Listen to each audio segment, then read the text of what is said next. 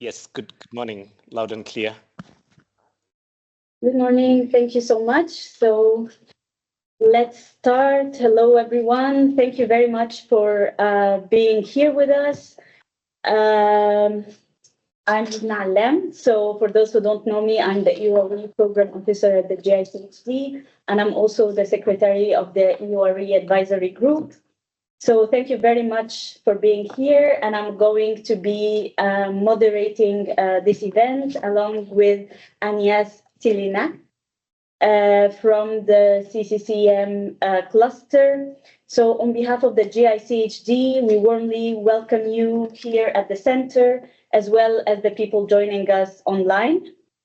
So this resource that we are here today, the collaboration, EURE CCCM collaboration tip sheet, is a joint effort between the Global Camp Coordination and Camp Management Cluster, the Mine Action Area of Responsibility under the Global Protection Cluster, and the GICHD.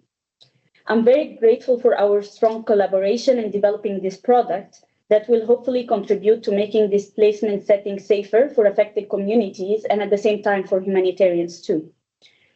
I would also like to thank Agnes very much for the close collaboration and the cooperation and the long meetings that we've had to make this tip sheet to life.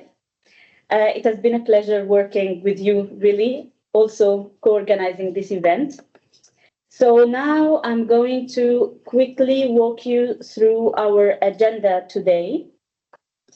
So at the beginning, we will have some welcome and introduction remarks from Ariana Calzavini, Head of Inclusive Risk Reduction Division at the GICHD, from Clementine Pavier and Her Hayo, Global CCCM Cluster colleagues, and Christelle Love-Forest, Global Coordinator of the Mine Action Area of Responsibility. Thank you very much for being with us.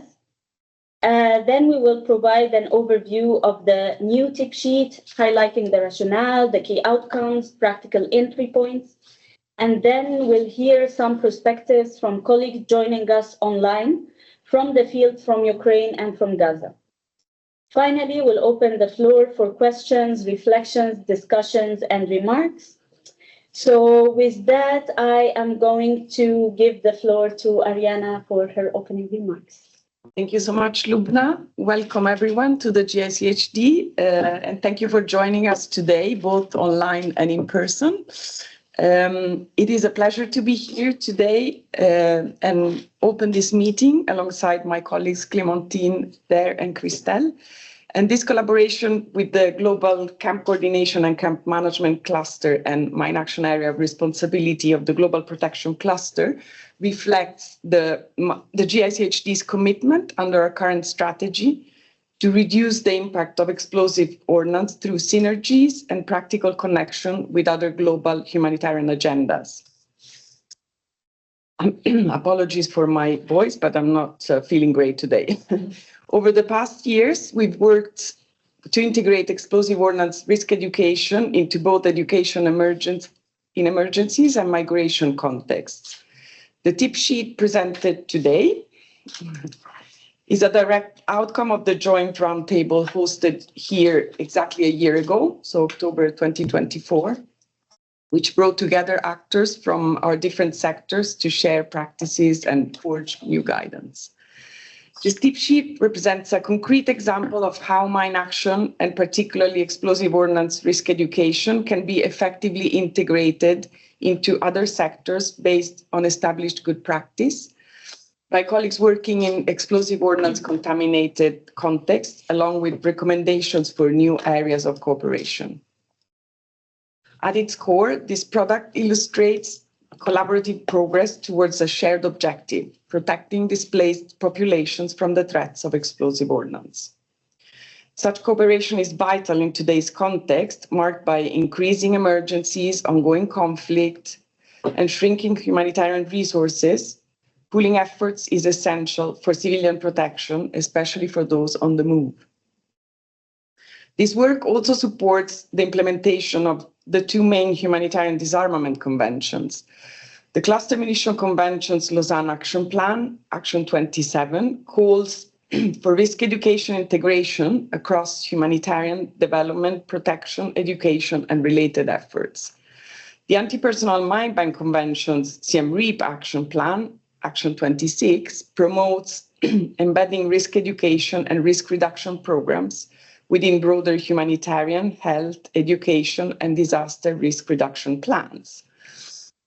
The tip sheet offers guiding examples and practical steps for cluster coordinators and practitioners to mainstream explosive ordnance risk education and expand cross-sectoral collaboration for the safety of displaced communities. With this, I would like to thank again a lot Agnès and Lubna for leading this process and Christelle for her unwavering support. And I'll give the floor to Clémentine. Thank you so much.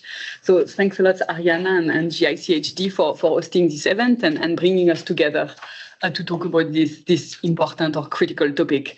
I mean, I think echoing the points of Ariana, the risk posed by explosive ordnance around the world, and notably in displacement settings and for people on the move, are not new to us. And I think we have in the past had very fruitful collaboration. But however, considering the multiplication of conflict, I think a lot of us have specific context in mind at the moment, the increase in forced displacement, and as well as the rise of humanitarian access constraints, there is a high need of renewed cooperation on this topic. I think we need to also keep in mind the context where at the global level we are all facing. We're a bit at a critical time for the humanitarian sectors and system with the ongoing humanitarian reset, which I think is high on the list for many of us, the reduction in global funding, as well as growing needs across the globes. I think this situation is leading us to, or calling upon us to increase collaboration, to build on each other's strengths and expertise, to further integrate whenever possible our programming and our coordination efforts across our sector. This is not necessarily new for the global CCCM cluster. We have launched in early 2025 a new strategy for the next 5 years until 2029, which included as part of had many key priorities or key focus, and one of them was how we can better work across sector and better collaborate. This collaboration with the Mine Action EWAR and GICHD also ties to two other strategic priority of the cluster, one being on facilitating or ensuring safe and dignified environments for IDPs and people on the move, but also on a renewed commitment to engage with and empower communities affected by displacement. So this new tip sheet really much fit into that strategic approach and identify very concrete actions to support explosive ordnance assessment and EORE delivery. And I know colleagues, both Agnès and Lubna, but also colleagues from a couple of contexts will mention, I think, such examples. Maybe just to mention one of them for the CCM partner, I think CCM partner can track operator presence or gap within the site, ensure that complaint and feedback that refers to potential presence of explosive ordnance are referred to the right actor in a timely manners. And I think those are some of the examples that the tip sheet is calling upon and looking at expanding. I also think together, both at national and global level, I think we can carry on advocacy, which I think is highly needed in those times, and to contribute to safer environment for all during displacement, as we also all strive towards solution. So I will only call on everyone to read and to share this guidance, and I will hand over to Dare for additional point. Thank you. Thank you. I would like to repeat the colleagues' by saying thank you all for making this happen. I know it took time and effort. It will pay off for sure. And it is, again, a sign of collaboration. And as I was discussing with many colleagues, this is the time for us to work together more than ever, because I think sometimes there have been questions whether the clusters and the other actors are working in silos. We have never done, but I think we need to take more steps to showcase that we are working together to bring an example for the results. I don't know what to add, but since you encouraged me, I'll just share a personal témoignage on why I think this work is really important. I remember when I was in my primary school in my country, sitting in my classroom where other younger colleagues had their break time, and we heard a big explosion, and we went, and some of my younger colleagues in the school went out of the school, and they found a piece, which was a hand grenade by them. They did not know what it is. They were playing with it. It exploded on them. This was the first experience where I very much noticed and lived with the fact that I lost some children that I was playing with in the school. Many were injured. After many years, we were in our house and we heard another explosion.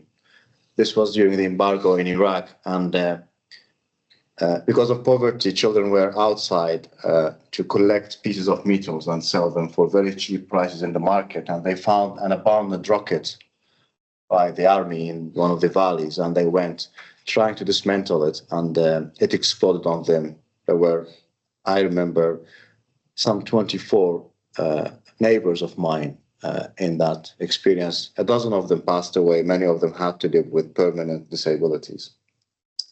Then the world changed. I joined the humanitarian sector, and I remember the first I heard about this, without thinking, it just hit my mind that by then I hoped that somebody would have given us some advices, whether as adults or as children, community leaders, local authorities.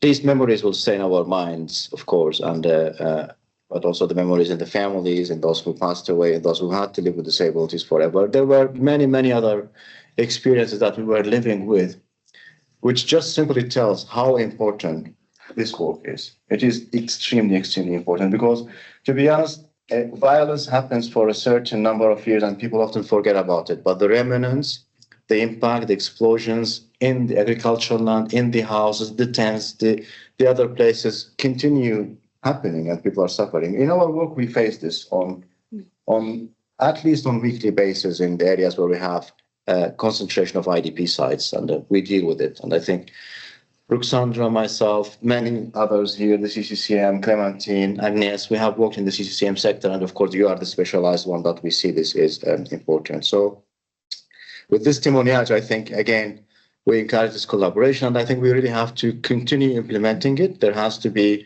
also more reach out from the colleagues who are with us online, maybe, and in person, to see how we can better help them to make sure that this is implemented in different countries and to get more advices also on how taking this more forward. We will definitely also work together with you to reach out to other actors, to donors, to try to make sure that we will have, to the extent possible, enough resources for us to continue with this work.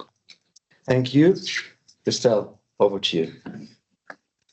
Thank you very much. Good morning to all. It is great to see so many colleagues and leaders who have helped us to basically put mine action in different clusters and sectors over the past years.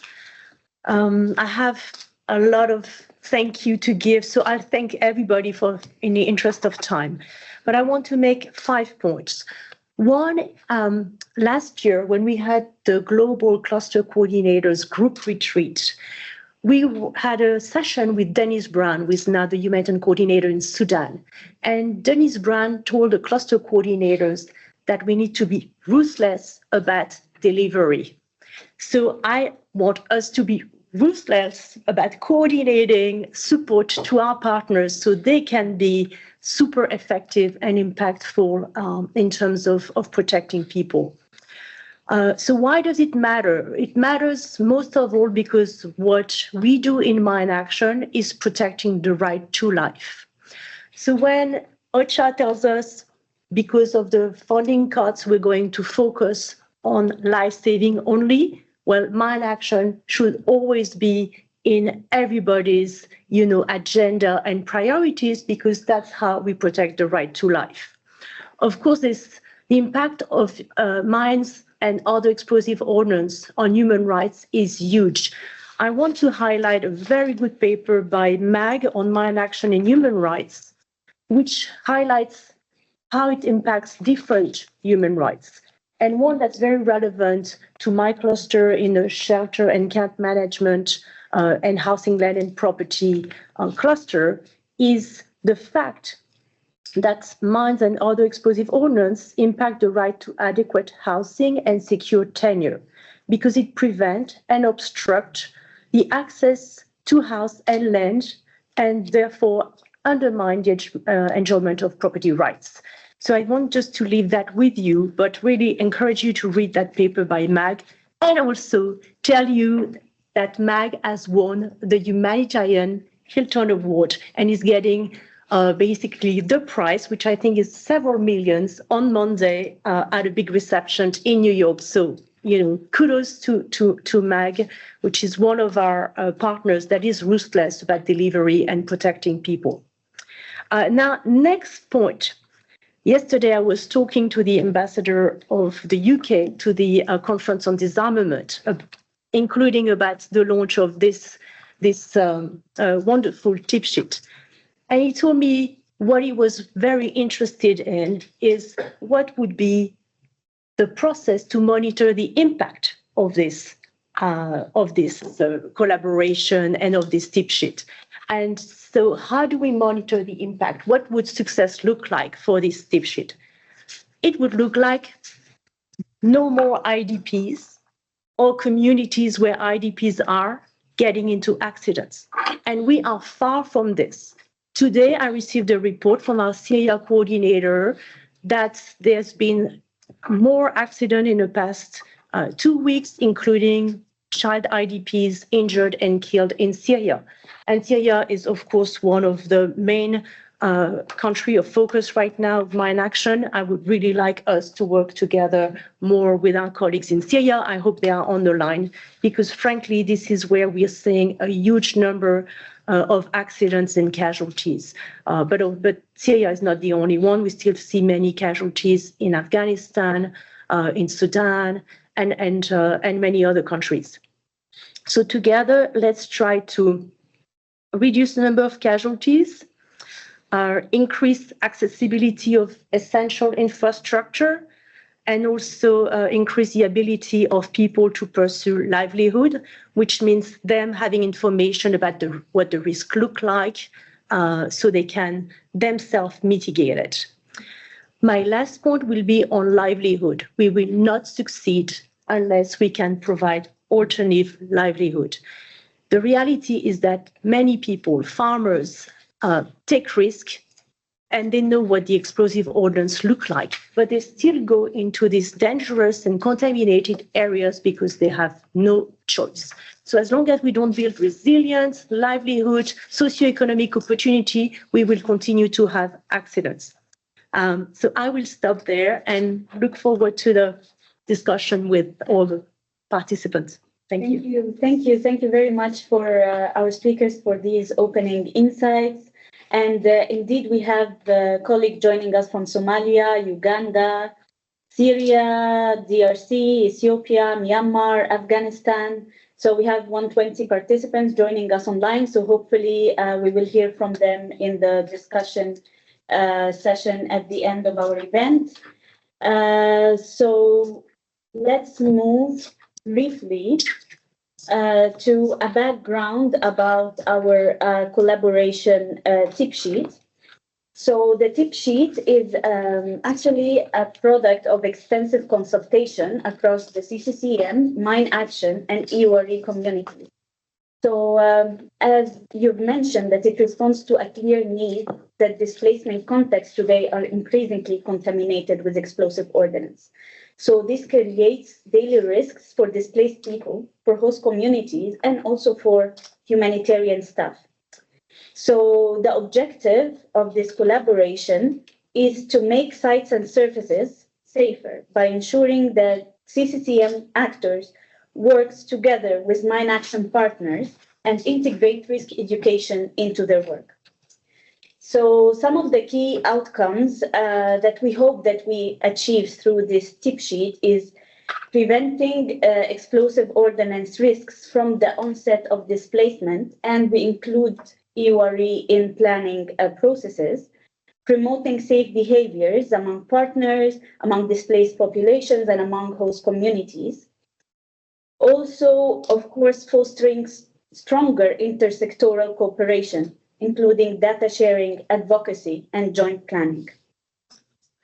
So for this end, the tip sheet introduces who are the different mine action actors are. So it's not one agency, it's a group of actors spanning the national mine action authorities, UN agencies, UNICEF, UNMAS, international and also national NGOs delivering EURE. So we hope that all of them get together and work in having safer communities.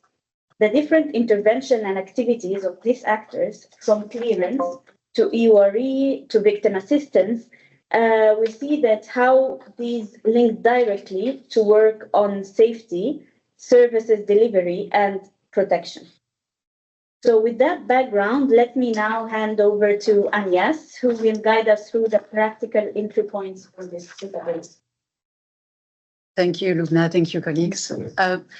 We've included in this collaboration tip sheet a section on entry points for collaboration. It was important for us to come up with very concrete suggestions. Sometimes we work together in mailing setting, but we don't necessarily know very well each other. So that was to facilitate this cooperation in practical terms. For instance, we highlighted a few like that for CCM actors. Mine Action and EURE partners can support humanitarian access. We're talking about the restriction of humanitarian access. They can support us by sharing information on contamination, sharing safety advice, clear access. They can also train CCCM teams, partners, volunteers on EURE.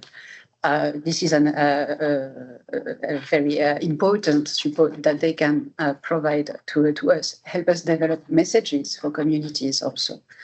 And as also mentioned, provide victim assistance services or support in this provision of services for victim assistance. One other thing is that when we developed this tip sheet, the first audience was primarily CCCM practitioners, so that they would understand mine action and EURE better. However, for this cooperation to be successful, it has to be both ways. So we also provided some entry point suggestion for mine action and EURE partners within the CCM world. We know that sometimes the camp coordination and camp management sector can be a of activities for others. We've worked a lot on this, but this tip sheet can give mine action and EURE actors some concrete entry points. For instance, when it comes to community engagement and community mobilization and participation, our sectors has a wealth of experience in this field. We've been investing a lot. This is the heart of CCCM action. We can support EURE practitioners in reaching out to communities, in conveying the right messages, develop together outreach material for the communities displaced wherever they are. We can also include explosive ordnance risk in the various assessment exercise that we can conduct: assessment, audit, site monitoring, service monitoring. All the CCM resources can integrate some information use that will be useful also for mine action and EURE actors. We were mentioning the complaint and feedback mechanisms. We can refer also to EURE and mine action practitioners relevant EO-related risk that we can capture through this mechanism. We've included also in terms of data, sharing displacement data, displacement trends, and we will hear also about our Gaza colleague later on that. There are also tips for cluster level cooperation in terms of HMRP process, in terms of development of guidance, SOPs, capacity building, and also further advocacy, whether at global or at country level. There is also a checklist. Maybe we can move to the next slide. Sorry. Exactly. So there's also a checklist included in this guidance, primarily for CCM practitioners of interest, for others too. And maybe just to reassure our CCCM colleagues that we did not add in this checklist a lot of new things for you. We know that CCCM is also very cross-cutting sectors, and we've been mainstreaming a lot of cross-cutting issues, and we don't want to frighten CCM practitioners saying that we're putting on you a whole bunch of new responsibilities. This checklist is mainly an update of an existing one that was developed back in 2013 with the Global Protection Cluster. Yes. You were probably involved. That was before me, but yes. Yeah. Okay, sorry. Yes. So it's an update of this pre-existing checklist, and also it builds on other guidance and recommendations that were already present in other CCCM guidance, be it the camp management toolkit or the minimum standards for camp management that were released back in 2021. So what it contains was already there. We just put it together to, again, make it easier to access for all of us, have it all in the same place, and emphasize the message, and basically try to make your life easier, but we're not adding any new responsibility. It includes actions from planning and preparedness to site closure, decommissioning. And there's also a part highlighting also the relevance of this cooperation beyond conflict, also in post-disaster context. As we know, in areas that have been contaminated in the past, in the event of change in the topology of the terrain, floods, landslides, or the disaster, it can trigger new risk. Buried explosive elements can resurface. So the focus is not only conflict setting. These explosive ordnance can remain for decades. So this is also a call in a disaster context to also, whenever relevant, reach out to main action and URE partners. I'll stop here, I think, for now, and give back the floor to Lumna. Perfect. So as the tip sheet highlights, it's EO, or explosive ordnance contamination, poses direct risks to staff, partners, service providers, in addition to the displaced communities and host communities. So it was important for us that in addition to the safety measures that is already taken in site management, we also include risk education. And a few key priorities that were identified in the tip sheet is communicating known risks clearly to all stakeholders operating in or around displacement sites, ensuring that site management teams and mobilizers are trained in EURE, safety procedures, and referral pathways. Another point was promoting regular first aid and refreshing training for frontline staff, and making sure that all humanitarian actors are familiar with incident reporting, evacuation, and security procedures in case of EO-related incidents. So with this in mind, I would now give the floor back to Agnès. Just before I give the floor, I want to maybe direct you to some of our GICHD resources that I think would be helpful for CCCM colleagues and humanitarian colleagues all over, which is our training portal that includes EURE Essentials course, and it's an online course you can take at your own pace. And there is also a more advanced course that you can also find online. We also have the EURE Advisory Group webpage, which is hosted by the GICHD, and it includes multiple resources, publications, Also toolkit. So recently we've published the social SBCC, Social and Behavior Change Communication Toolkit. And they are all open resources for everyone. So I'll make sure in my email, follow-up email to all the attendees online and in the room that I'm going to send all these resources. So with that, I'll hand over to Agnes for some of the collaboration in practice and perspectives from the field. Thank you, Lubna. And actually, I'm only taking the floor to introduce other colleagues who kindly agreed to join us today. They are online with us to share their field perspective and explain how this collaboration is taking place in practical terms in their respective settings. We will hear first from Mr. Abdi Fattah Goure, who is a CCCM Cluster Coordination Officer for Ukraine, national coordinator in Ukraine. And after that, we will hear from Mr. Richard Okello, who is currently a Senior Technical Advisor for Site Management in Palestine. Will talk to us about the context and the situation in Gaza with an intervention from Lisa from DRC, Technical Advisor on Mine Action, which is building for DRC, who will also complement. But without further ado, I will give the floor first to Abdi Fattah, if you are online, and if we can put the slides also. The floor. Yes, the floor yes, is yes. yours. Hi, this is Abdi. I hope you can hear me loud and clear. Agnes, Lubna in the room. We can. Okay, excellent. So good morning and good afternoon for some of you. My name is Abdi. I'm the national coordinator for CCCM in Ukraine.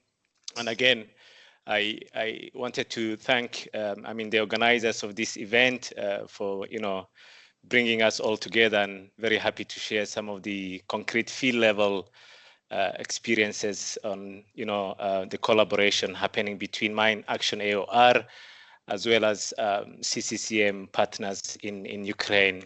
So what we wanted to share with you all is some very practical examples, of course, from our CCCM partners, and what has been happening in terms of this collaboration to advance the explosive ordnance and risk education session within collective sites in Ukraine. Maybe we can just go to the next slide. Yeah, okay. So a bit of context, Ukraine and this session, this presentation will last a little less than 10 minutes.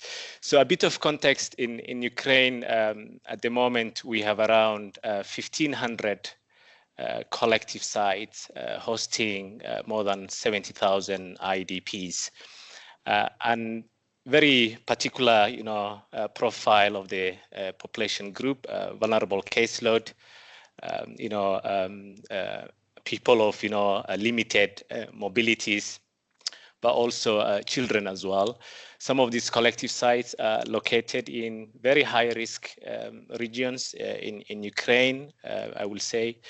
And part of the collaboration between Mine Action AOR and CCCM partners has been to advance awareness sessions on the risk education on the ordnance and explosives within or the environment which the collective sites are located. So I will say primarily our collaboration has been on one, creating those awareness sessions in collective sites jointly, of course, with the local authorities, the state emergency services of Ukraine, but also in collaboration, I will say, with the Mine Action colleagues in the country. One example also has been, distributing leaflets and with key messages on this risk education to IDPs in collective sites. If you're looking at the screen on the right side, is one example of those leaflets being distributed by CCCM partners, I mean, over the past months and years, I will say. And that collaboration has been ongoing. But also I must say, that particular collaboration, of course, requires enhancement. And I think the tip sheet for collaboration is very timely. We are looking forward to enhance that engagement with the state authorities, but also with the colleagues of Mine Action AOR in Ukraine to see how we could double our efforts on creating these awareness sessions across collective sites hosting IDPs. Also, another area of our collaboration, and when I say our collaboration, I'm referring to CCCM partners. I'm representing here a quite significant number of CCCM partners, some of whom are actually on the call, has been on the referral part. CCCM partners working with the site managers and local authorities to refer cases, or situations where such incidents are occurring as well. So I also listed some few partners that has been very proactively or implemented some programs in Ukraine. The list is not exhaustive. These are some of the partners we've been having in contact with and sharing some of the information. Significant number of those partners are national NGOs, as clearly listed on the screen on the presentation. Maybe next slide. Yeah. Okay. So concretely, I wanted to share with you two practical field examples from one international NGO working in Ukraine, and also another example coming from a national NGO in Ukraine. To be specific, ACTED has been working as a CCCM partner in Ukraine. Part of the program, I will say in the early stages of the war, I mean 2022, 2023, has been collaboration with the State Emergency Services of Ukraine. I'm sure the ACTED colleagues are on the line as well. And they have been implementing very comprehensive programs on mine risk education, and also, of course, other safety awareness, including fire safety awareness in collective sites. The ACTED engagement with the authorities has been also very much in support of the coordinate, logistical aspect and the mobilization of collective site residents and site managers for these sessions. Significant efforts happened. Some of the deliverables from this program has been, of course, safety protocols in case of encountering explosive ordnance has been enhanced through this engagement, but also looking into other, risk that are exposed to collective sites, including the fire safety measures as well. So just to say that there has been such level of implementation and programs implemented by some of our core CCCM partners in Ukraine. If you're looking at the screen on the left side is clearly a photo of these events happening in parts of Ukraine, working closely with the local authorities, the State Emergency Services of Ukraine, but also the regional administration partners, CCCM partners, as well as colleagues from the Mine Action AOR. Also, secondly, if you can move to the next slide, I also wanted to share with you very briefly some very field level practice by our national NGOs. Our national NGOs play a significant role. In fact, within the CCCM partnership, national NGOs are the largest, the majority in terms of programming. And from Rokada is a local NGO that implements CCM program across the country.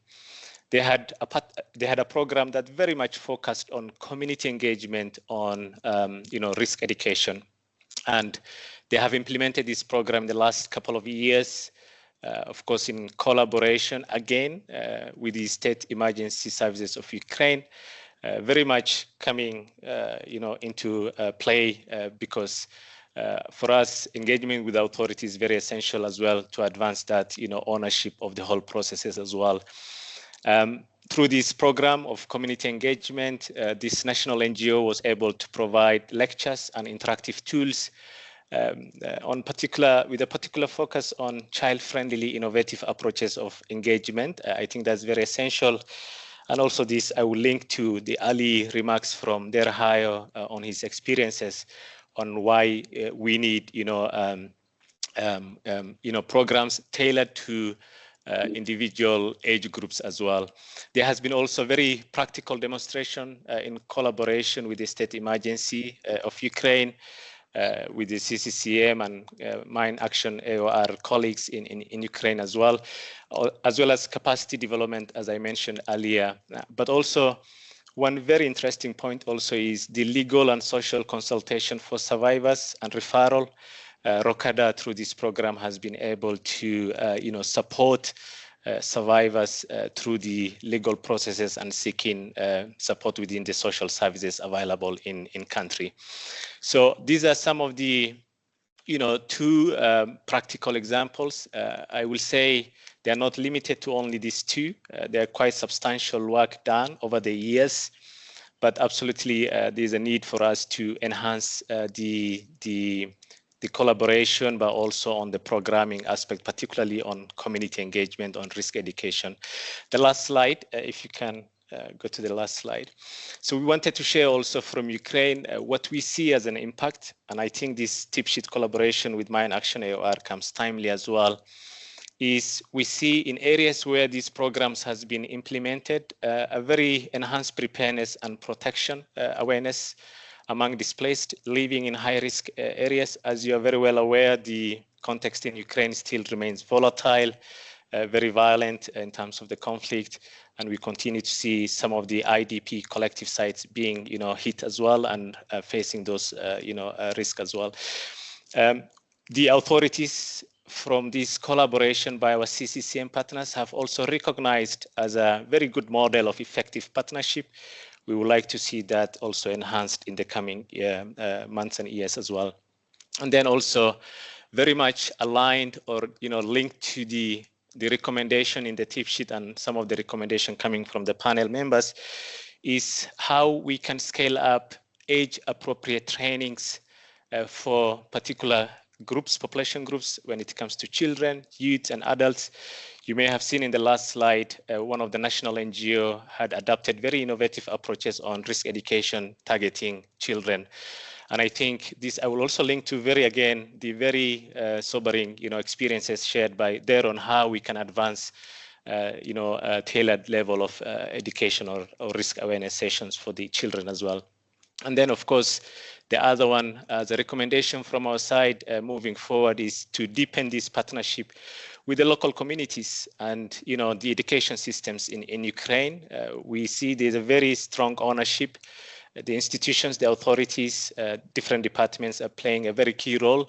We would like to see that, also advanced in the coming weeks.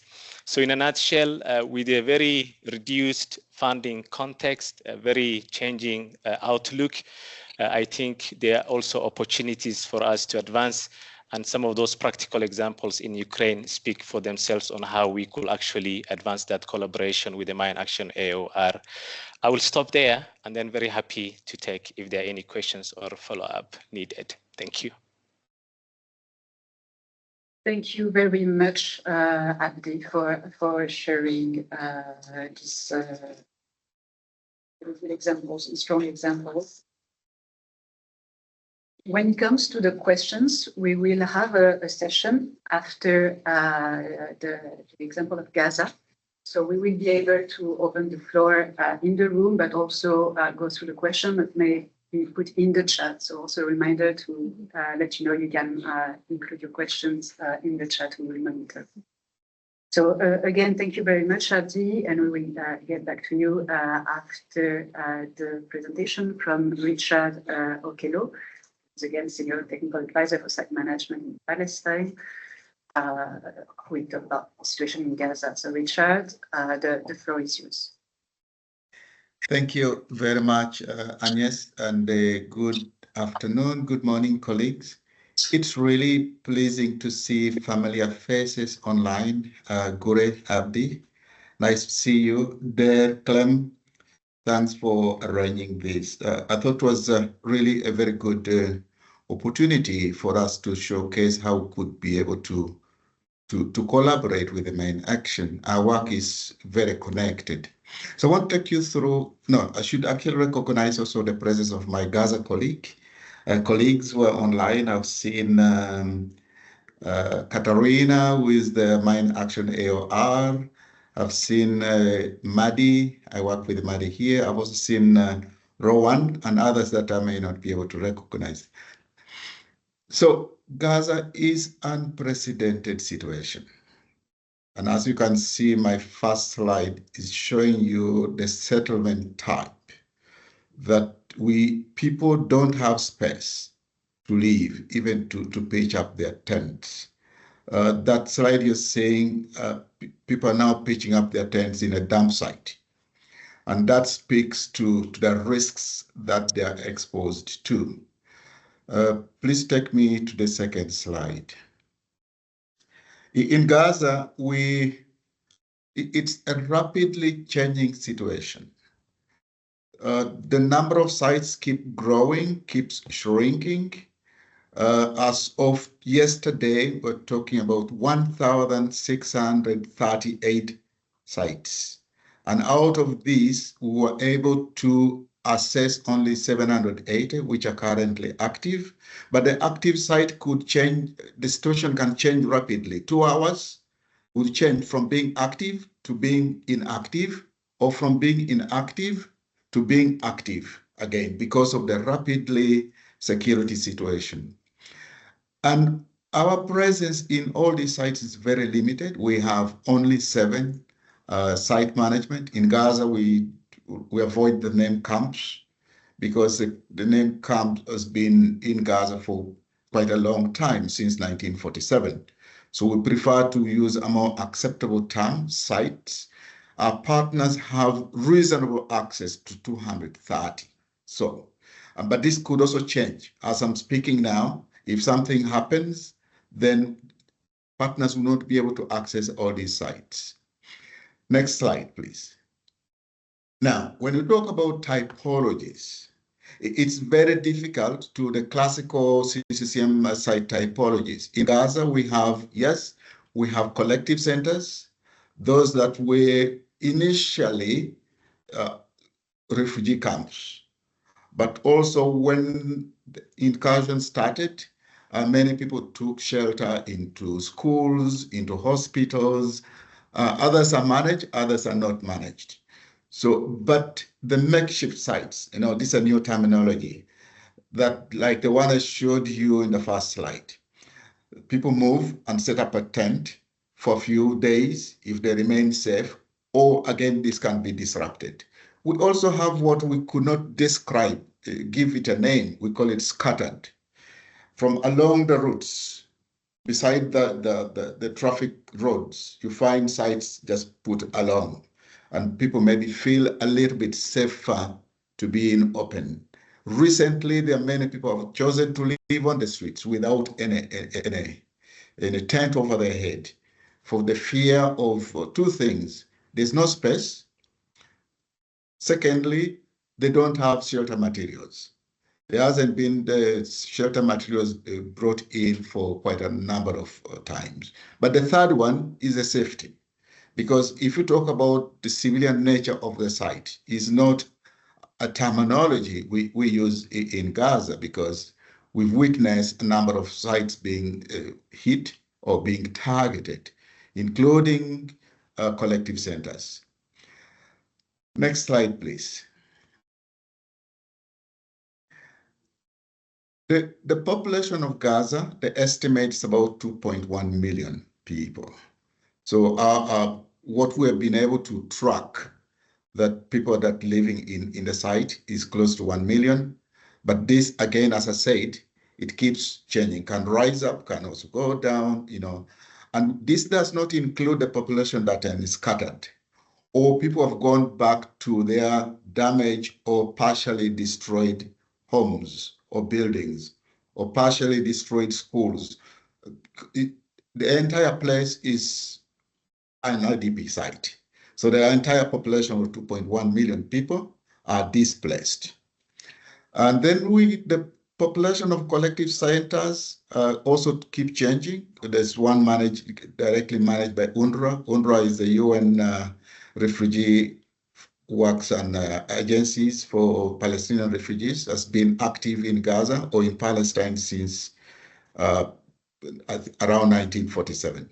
So they have collective centers that they manage directly, but also we have non-UNRWA, what we call non-UNRWA collective centers, but also in the perimeter side, in the vicinity of these collective centers, the people there. And we fail to make it, to define what typology they fit in. Next slide, please. One of the activities that we've been doing, site manager have been doing, is to keep tracking the population movement. And the movement itself also has a lot of risks that exposes people to. If a collective center has been targeted now, 5 hours later, people will go back. Or when the evacuation order, or what we describe as displacement order, is issued, normally they drop leaflets, and we share this with the site management partners. We also share with the community to evacuate an area. And an area is targeted. It doesn't matter. It could be a collective center targeted. And if now the guns do go silent for the next 2 hours, people still go back. In terms of mine risks or unexploded ordnance of remnants of war, we've witnessed quite a number of casualties that I think one of our partners has been very active in tracking this, DRC, and I think they would also be able to present the work that they've done. Next slide, please. This slide, you couldn't be able to see it properly, but the map in the middle is showing you the movement of the people, that they keep moving from one point to the next and then moving. And we keep tracking this. And as of 27th, I prepared this slide on the 27th September, we had tracked over 1.2 million people that have just been moving. And it's a population on the move, despite the glaring lack of humanitarian assistance coming in. And people are extremely exhausted, and many of them do get, become victims of mines or unexploded ordinances or just direct targeting. Next slide. I think this might be the second last slide, yeah. Okay, the typologies I talked about, just showing a few examples. If you see the picture on the right on the screen, that's one of the collective centers that was targeted. And 2 hours later on, you could see pictures of people going back to pick up their pieces and going to settle there. And it's a difficult situation to describe. Now, the pictures on the left, recently from the north of Gaza, there's been a push to people to come to the middle area, a very small area, to around 7 square kilometers. And a population of 1.2 or even 2.1 million people to concentrate there. So we're seeing this rapidly sites being set up to where people think might be safe. But now we don't have the capacity to do collected garbage. Winter is coming in, and with the floods, whatever will remain will be pushed to where people have settled in and exposing them to a number of risks. Our collaboration has really been good with the main action, and Katarina will speak to this, particularly one of our partners, DRC, that has mainstream mine risks education into their programming. When we do safety audit, DRC does the safety audit with a lens in terms of looking at the mine risks that the site are exposed to. But the number of sites are simply too many. And as I said, around 1,600 only have access to 200. As we speak now, we've contacted the Mine Action, and there's going to be a TOT for all our partners to be able, when we're doing communication with the community, we need to infuse some of the mind risks messages to the community. This is all. I thought I would just give you a brief update of the Gaza. Over back to you, Agnes. Thank you very much, Richard. You mentioned Katarina. I don't know if Katarina wants to say a few words.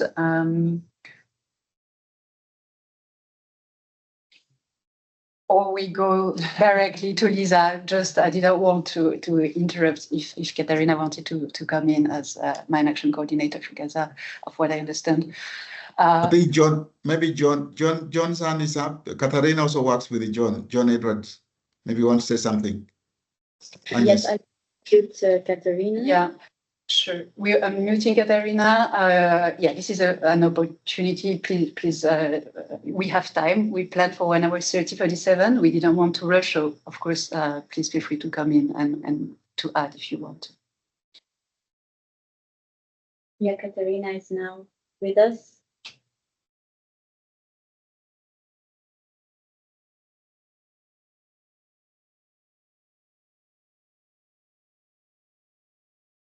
Sorry, guys, it took me a bit. Hello, everyone. I think John actually just had a few comments and he wanted to come in before me. Thank you. Can we unmute John as well? Yes, he could unmute himself. Yeah, hi guys, thank you. And also super timely to be having this conversation. I think just a couple of points to add on to Richard's and a couple, I guess, lessons learned from our side a little bit. Obviously, Mine Action sits within the protection cluster, and obviously because of site management's unique role and particular access to communities during multiple cycles of displacement, it's not just Mine Action actors who are looking to integrate and support site management activities. And I think a good example of this, as Richard mentioned, is with support to reception points and monitoring points. Because of that sort of entry point for integration, all protection partners were very keen to support those points. And this led to feedback from site management that we were sort of overcrowding these points. And I think that for me highlights the need not just for Mine Action AOR and Mine Action actors to coordinate with site management actors, but also to coordinate with all the other AORs under the leadership of the protection cluster to then coordinate with site management. One of the ways, as Richard said, that we're sort of trying to overcome that to make sure we're not crowding reception points is instead of sending Mine Action staff to conduct EORE or safe messaging, to provide train the trainer type training so that site management staff can disseminate those safe messages themselves at reception points or at monitoring points. I think also just to highlight, because I didn't see it on the list, but it does go beyond EORE as well in providing things like explosive hazard assessments of those sites to make sure they're low, medium risk of explosive ordnance prior to setting up sites or distribution points as well. Katarina, if you have anything to add, please come in. No, thank you, John. I think you covered it pretty much. Yeah, that it would be also great if, of course, we would be also prepared for this. We might have a few comments beforehand, so we could have included more information. But yeah, thank you very much. Thank you, Katarina. Thank you, John, for this. And before we open for question and answers, I want to give the floor to Lisa. So Dorman, and thank you very much, Lisa, for stepping in. When we were preparing this tip sheet, we received this very good case study from the Danish Refugee Council in Gaza on integrating EORE site management. And we saw that was a very also good examples of how the two can come together, and wanted to give the floor, the opportunity to DRC to tell us a bit more about it. So thank you, Lisa, for that. Yeah, thanks so much, Agnes, and thanks so much to GICHT for bringing us all together. I think GICHT has this good opportunity to be a convening space, on the one hand, to set standards for collaboration, but also to bring people together. And I think these hybrid modalities are actually such an amazing opportunity to connect with people at field level. Yeah, just humbled by the fact that there are so many experienced colleagues on the call. So I will focus on the tip sheet and on the information that I've received from my colleagues in that are on site, and that many of the Palestinian partners that we work with on a day-to-day basis that are implementing these efforts. And I'll try to sort of give you as much information as I received, but there might be also additional elements come in during the Q&A, and I'll just complement what other colleagues have said around the situation in Gaza. So the partnership and the case study that you just mentioned really emerged from a study that DRC conducted in October 2024 in Khan Yunis and in Deir al-Balah, in which we surveyed around 103 people and conducted a number of key informant interviews, and that demonstrated the clear linkage that exists between the repeated displacement patterns and the presence of explosive ordnance. So I'll just go through the numbers. We've had a lot of sombering examples throughout this meeting, but I think it's important just to understand the gravity of the situation. So 90% of the population in OPT are displaced. On average, communities have been displaced 6 times. Some even reported up to 19 times, often without warning. 95% of people reported knowing somebody killed or injured by active warfare, and 99% witnessed the use of explosive weapons within their communities. So those two elements, they cannot be separated. And in fact, the operational realities that everybody has already hinted at sort of demand this enhanced collaboration from us. And it underlines that the silos that we think through at HQ are very much an HQ problem, because when it comes to the opportunities on ground, people do collaborate out of bare necessity. And I think we need to be a lot more distinct in our support for those kind of collaboration, and flexibility. From a funding perspective is extremely key for DRC. Our Danida funding has really helped us to implement some of the support structures. So I'll just briefly go into how this site management and risk education work together and how it looked like in practice. Basically, when we look at the example of WASH, for example, for instance, these site management or maintenance committees face, of course, enhanced risk. They move a lot more than other community members, but they also know the environment much better. They can thus identify safe locations for training, and so it's a really it presents a key entry point to then conduct effective ERE sessions. And from an ERE perspective, as DRC, we adapted some of our messaging accordingly so that it would fit within the emergency context. And so overall, this collaboration really has led to not just operational gains when it comes to safety and sort of sharing resources efficiently, having not to use so much fuel, et cetera. Those are all efficiency operational gains, but it also has helped to have the community own those sessions more, because they're a lot more adapted. We go through trusted partners. We involve the site management committees in selecting some of these partners, and we ensure that the lessons are inclusive. So it's really this blended modality that DRC works through, where we work mainly through local partners, but also with some national and international colleagues supporting them. And I think this is key. I think this underlines the necessity of localization, but also it underlines the different roles, the complementarities that we play as international versus local. And I think there's an element of advocacy that is needed at international level. There's an element of risk sharing and risk management. Mine action actors can often provide clearer guidance on how to do risk management, right, to actors that do not know how the contamination context looks like. So there's many complementarities that are there. And as DRC, we are, of course, a broad-based mandate organization. So we bring all these sectors together. And I've been part of many, I guess, assessments, processes where we've tried to identify how does integration actually work in practice.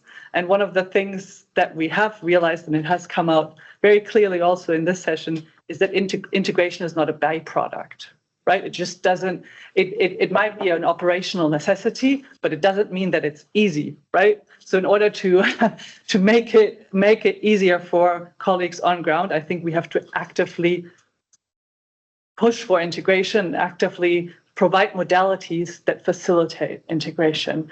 And it's a process where both parties have to engage and come together. So that might be, practically might mean, okay, we share fuel today and you give us fuel tomorrow or something like that. But that is an easy conversation on site. When you multiply that by a project budget, it might get a little bit more complicated, and it might get particularly more complicated in the resource constrained environment that we're in today. So I think, again, this is a plea for more flexible funding, and we have a lot of donors that are supporting us in OPT and other contexts that do provide that flexibility. But I think at the global level, we have to find modalities, including through a tip sheet, including through enhanced dialogue and thinking through standards in order to ensure that this integration is not just something that emerges from the field level, but that is also supported actively at HQ level and becomes not just a necessity, but also just an easy thing to do because we have the right resources. So I think those would be my points. I hope. Yeah. Thank you so much. Thank you very much, Lisa. Thank you to all colleagues, actually, our presenters. I think now it's time for the question and answers. Did we receive any in the chat? So I think also people can either post it in the chat, or you can raise your hand if you want to do your intervention live, and then we can unmute you. Is there any from the room? Yes, I see your hands. Thank you so much. So my name is Greta Zender, and I work for GICHD as head of external relations, and really so happy about this initiative. And I'm just wondering, maybe a question to people in the room, but also to some of the excellent colleagues we heard from Gaza and from Ukraine. To what extent can we really showcase what we've been doing between the CCM, the Man Action AOR, GICHD, but now really bringing it to other clusters as well? I'm thinking shelter, food security could be some of them, but also looking at humanitarian coordinators in those countries to make sure they don't see Man Action in AORE as something really niche and siloed. So just wondering whether you have concrete maybe experiences, whether it's at the global level, some of the discussions you have maybe with other cluster coordinators, or at the field level, how you can bring that good message forward. Thank you. Thank you very much. I don't know if or we can also ask to the representatives. I would, if okay, I would probably give the floor if anybody from the countries wants to come with some examples, and maybe the global coordinators also, we and you and all of us have some responsibility probably to try to answer that question, because it is also our role partially. So Abdi, Richard, or John or Katerina, any of you would like to share their experience or their thoughts regarding how to showcase this work, how to bring it to the highest level in country in particular? Yeah, we have John raised his hand, so. Yeah, hi everyone.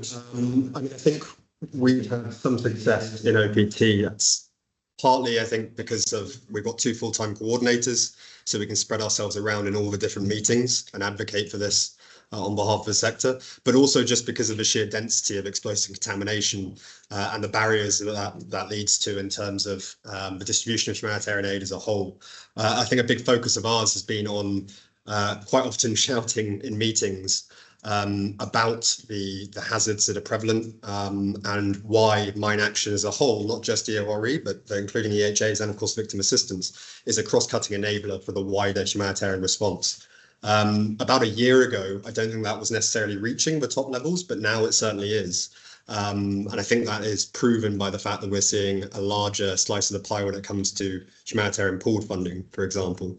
And I think a big part of that as well, to be honest with you, is up until about a year ago, we didn't have a sort of full-time CMAP for UNMES, who obviously sits at that level, is able to advocate on our behalf.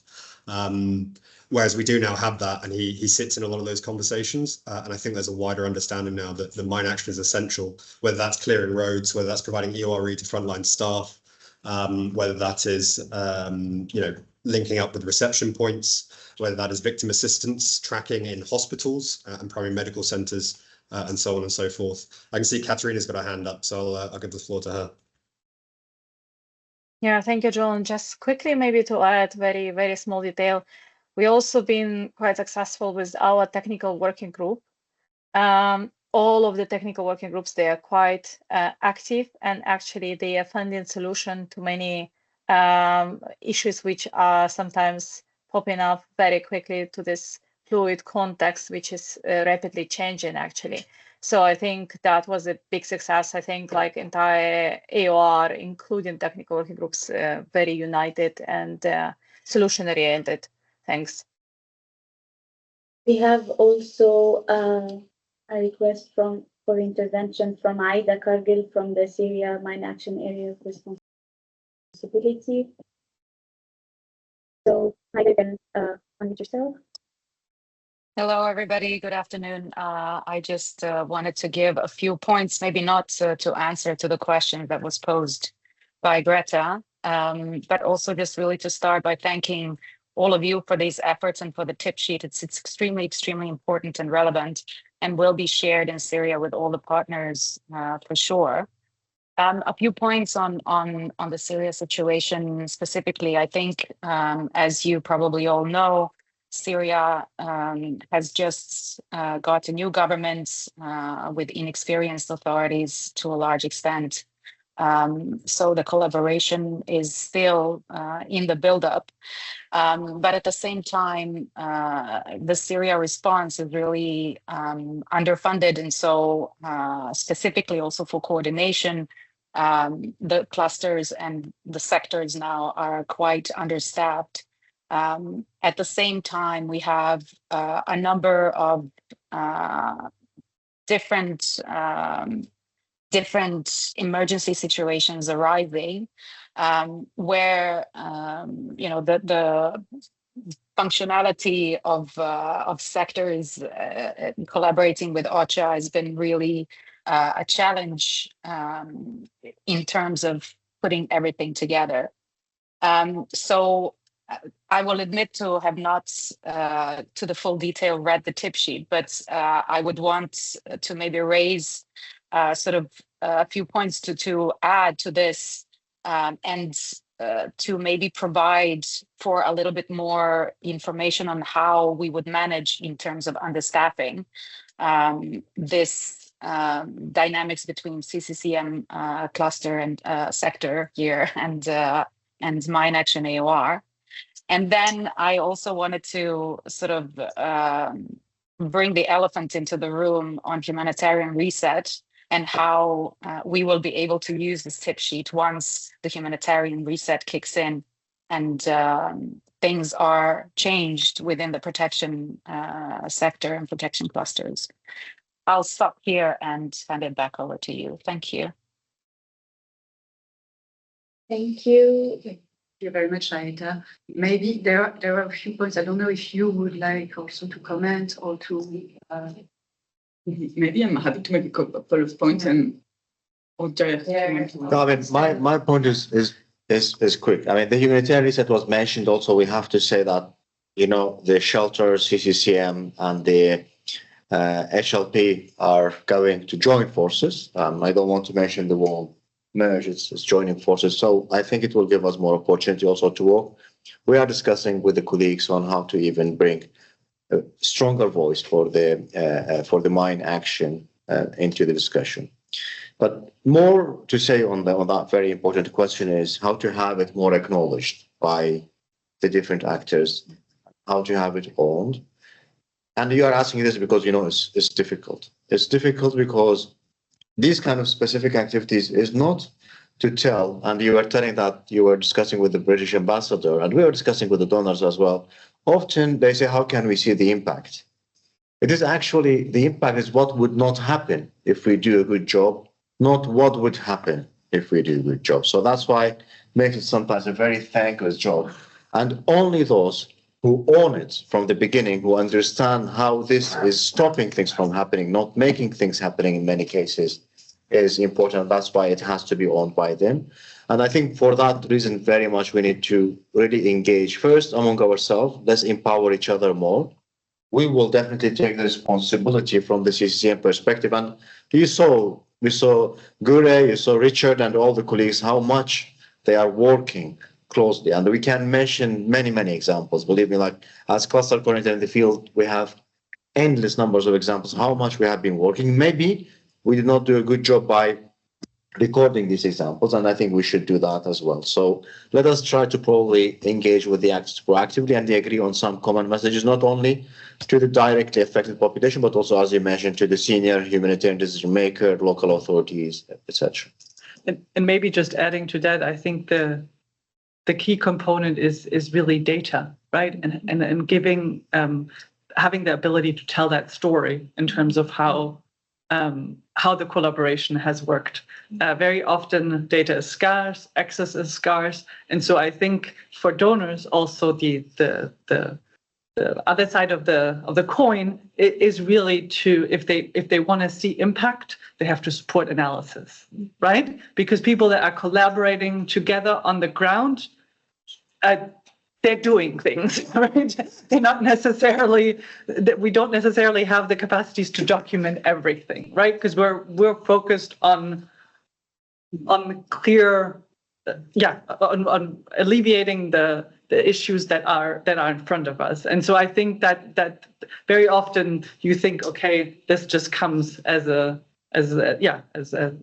pass-by thing, but really the documenting of impact and the having the data accessible for some of these areas is extremely important. And I'm quite frankly worried about those kind of contexts where we do not have the data, or we do not have the technical experts, or we're struggling to identify properly and refer properly relevant victims to the relevant services because we don't have enough data. So I think there, again, dedicated experts are important. And on the victim assistance side, for example, in OPT, DRC has trained some of the other sectoral staff in order to fill out the relevant, sheets for the specific victims of explosive ordnance. So there are some technical skills, there are some practices that we can use, including through TOT, as the colleagues have mentioned. But I think at the global level, we have to also bring those kind of data points and those kind of conversations to the donors, to all the different communities, so they understand that it's not just a byproduct. Mm-hmm. Thank you. We have a question from Mohammed Wakil. So Mohammed, I'm going to unmute you, so please introduce yourself.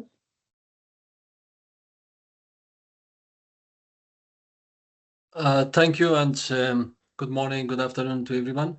So first of all, thank you for organizing this important session. One of my concern, or I could say questions, I would like to share it, that normally in the case of Afghanistan, over the past 20 years, the agencies that they were responsible for establishing IDP or returnees camps, they mostly forget or ignore to coordinate with the mine action AOR. There are several examples over the past 20 years in Afghanistan where IDP camps were established on EU contaminated sites in east of Afghanistan, where we recorded several accidents where happened inside the IDP camps. So it is a serious issue. I see a paragraph on this tape sheet, which is quite good. Probably when EU contamination is suspected or confirmed in, around planned or existing displacement site, CCCM actors should coordinate closely with mine action EOR. So it's good that there is an emphasis on the planned, because normally when sites are established, then something happens and then they contact the mine action EOR. I hope this word of instead of should, I hope it was shall, because to put it more emphasis on that. And so I reiterate that the proactive coordination with the mine action EOR for establishing these camps, I think it's quite essential. After establishing the camps and something happens, then in some of the context, for example, when there is limited funding for the sector, responding to the problem is quite challenging. And if funding is allocated by the clusters or by the OHIHF or any other means, then it takes quite time or several months to respond. Thank you. Thank you very much. Do we have time for more questions? Thank you very much, Mohamed. Good point, and we hope that we need to be more proactive in it, and that's really the purpose of this tip sheet, this collaboration, renewed collaboration. Can I just add one element? It's okay if I speak here? Yeah. We do have a challenge, which is the fact that UNMAS, the UN Mine Action Service, is not part of the ISC, the Interagency Standing Committee, where some of the key decisions are made. And at the country level, sometimes UNMAS is not part of the UN country team, where those decisions and prioritization are made. So we have to rely on UNHCR, for instance, as the cluster lead agency for the protection cluster, to basically speak on our behalf. Some of you are working with either UNHCR or IOM or IFRC who are in those discussions. So we want your representative to bring up this issue and at the HCT, so that the humanitarian coordinator knows that this should be a priority, and the fact that it's cross-cutting, it does not only impact, shelter and camp management, it really impacts everything in the humanitarian response. But somehow this issue is just not recognized, and we need to be super vocal. And if we are not at the meeting that day, nobody's going to talk about it, as if it was shameful to mention mine action, or is it seen as something that's so technical and complex that you cannot mention it if you are not part of the mine action area? No, that's not true. You can talk about risk education and risk management as much as us, and we hope that this will help other colleagues feel more comfortable highlighting this problem, sharing information with us, and doing joint advocacy, because I think that's where we are really lagging behind. Thank you. Thank you very much. Thank you very much. I think that was also a very good intervention, maybe to lead us to the closure of this event, because we're now reaching the time. But these were very important points. Building on the discussion today, and there have been a lot of ideas already. Maybe we can go to the next slide. But we really want to continue this cooperation again. It's not a new thing that we're launching now. We want to renew this commitment. We want to go further. And as also Lisa mentioned, we also want to capture this learning, like how we do it in practice, to be also able to be more vocal, to show, to demonstrate, to capture this lessons learned we've seen and we keep on seeing. So we wanted to take this opportunity to launch a call for case studies. You who have been listening to us online, participating, asking me questions. if you do have some learning, please, think that you would like to capture to see reflected, please contact us. It can be any of us, the Global CCCM team, the Mine Action team, the GICHD team. We'll be very eager to support you in putting that together. So we actually be able to learn from this ongoing cooperation and see how to move forward. The joint advocacy element has been highlighted also a lot, and that's really also an area where we definitely also do both on the global level, at the national level. But I think this is something we can really work on first. But we wanted also to give you the opportunity, all of you as panelists, to say last few words on like the key takeaways from today, or how you see this cooperation also moving forward, the elements you really like to see reflected in the next months, years. So maybe Ariana, if you would like to go Thank first. you, and yes. Thank you everyone for the really interesting discussions and interventions from the field. I think that maybe one of the takeaways is that we really need to be better, both as GICHD and the broader mine action sector, to make sure that we are part of the important conversations and that we make sure that we can make,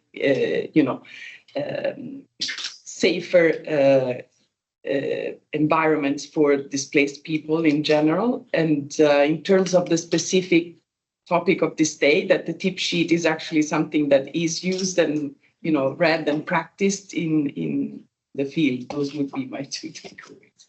Thank you, Ariane. Clémentine?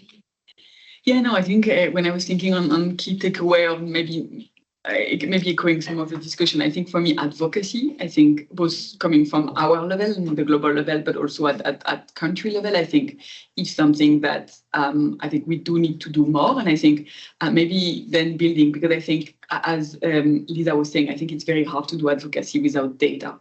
And I think the CCCM sector is, because of kind of a multi-sectoral coordination, we're at the crossroad of many sectors. We do play a role in collecting and in articulating data. And as much as, for example, we have improved a lot in the past for collaboration with the HLPOR on better tracking eviction and being able to relay, I think we could probably improve, not to replace, but more strengthen how we can contribute to collecting and then providing data on potential incident insights. I think we have a lot through our site monitoring or complaint feedback mechanism. We have a lot of ways that we could better ensure that a component of mine action or mine incident or also what work is being done in site could be better captured. And I think maybe just to echo finally the comment I think from Mohammed on Afghanistan, I think as much as we take a day today to celebrate the work of colleagues and celebrate this tip sheet, I think as we saw, we still have lots of work to be done. And I hope that this is just a day into a longer, and I think we all agree on a longer work at both global and national level, because I think a lot of work remains to be done. And I think as much as it's good to hear from all the places where there's been a lot of successes, we know that in many contexts, things remain quite challenging for colleagues on the ground, especially at a time where there is less capacity and resources to do work and to collaborate. Thank you, Clémentine. I would like to echo what the colleagues have mentioned. And I think in addition to that, and we learned from many countries, there are many other countries we have to illustrate. And I think this comes with the case studies. But then the case studies are not just on paper. We have to see what to do with them. And then probably we have been a little bit not utilizing the case studies and giving them the right attention that they deserve. So we have to see. But let's get also together probably after we have learned from the colleagues online, by the way. Thank you for all this. It's really learning for us, not just presenting. Let's probably have a quick discussion. We don't need to establish another global working group, etc., or hire somebody to do this for us. I think we can afford it ourselves. Let's have probably a wrap-up meeting, maybe after reflections next week or the week after, to see what can we do to keep this rolling and get the best out of it. Thank you, Dave. Any final words from me? Maybe just to flag, I wanted to flag this report. So it's from Humanity. and inclusion, formerly Handicap International. So it's titled Saving Lives in Conflict, Risk Education and Conflict Preparedness to Protect Civilians in EWIPA settings. EWIPA means explosive weapons in populated area. So in the mine action sector, we deal with explosive ordnance, after the battle is over most of the time, right? But here, this is talking about upstream risk management, which is how do you help families, that are living under the bombs that are falling, how do you help them to protect themselves? So some of our partners, like the Norwegian People's Aid, UNMAS, HI, have started to do some work on this. It's very complicated, right? And the recommendation of this report is we need some kind of technical note or standards to help people that are at risk to protect themselves before or while the bombs are falling. And so they're saying the MAOR, because it is in a good position to do that. Now we're merging to the protection cluster, so we're trying to get the protection cluster to pick that up. It's a big issue because it's probably not going to stop this problem of explosive weapons used in populated areas. And this also probably affects you. So it'd be very interesting to also in this follow-up discussion see how does that affect you? How do we do joint advocacy? Because we want more countries to commit to avoiding the use of explosive weapons in populated area. There's a declaration on that, and there's a conference in Costa Rica in November. So just wanted to flag that this is a little bit expanding the scope or widening the lens of mine action to do more upstream engagement, but that we're moving in that direction. And so I'll stop here and continuing to work with all of you to basically advance this collaboration. Thank you. And maybe just to as a final word also on this, I think of course some of these interventions would not be necessary if we wouldn't have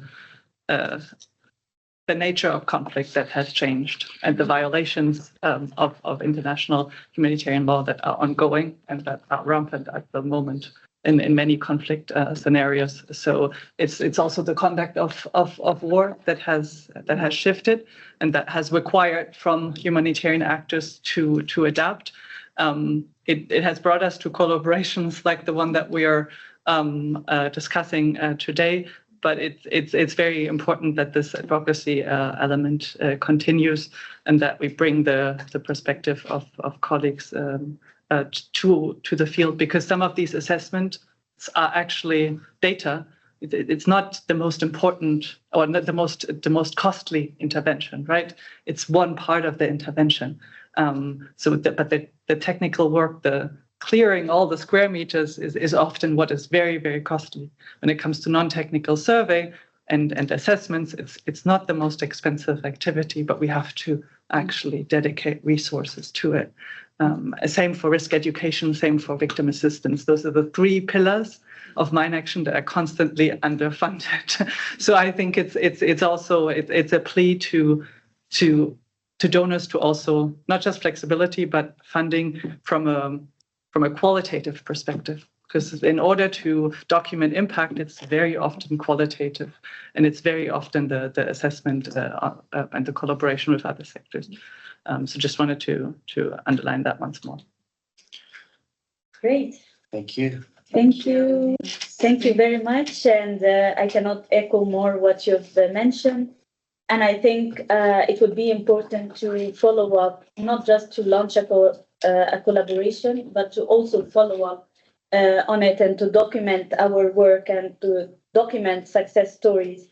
So as we come to the end of today's event, I'd like to thank all of you, Ariana, Clementine, Dare, Lisa, Christelle, Agnes, and also the people joining us online. We had Abdel Fattah, we had Richard, John, Katerina, Aida, our colleague from Afghanistan. Thank you very, very much for sharing your insights and also your real life perspective and the real world perspective. Indeed, it's not just a document, it's a tool to guide our daily work and to also foster partnership, and ultimately we're going to reach the goal of safer communities, safer displaced communities and humanitarian actors. So I encourage you to share this tip sheet with your colleagues and to find more practical ways of entry points. So on behalf of the Global CCCM Cluster, Mine Action EORE, and the GICHD, I thank you everyone, and meeting closed. Thank you. Thank you so much. Thank you. Bye. Thank you. Bye. Thank you.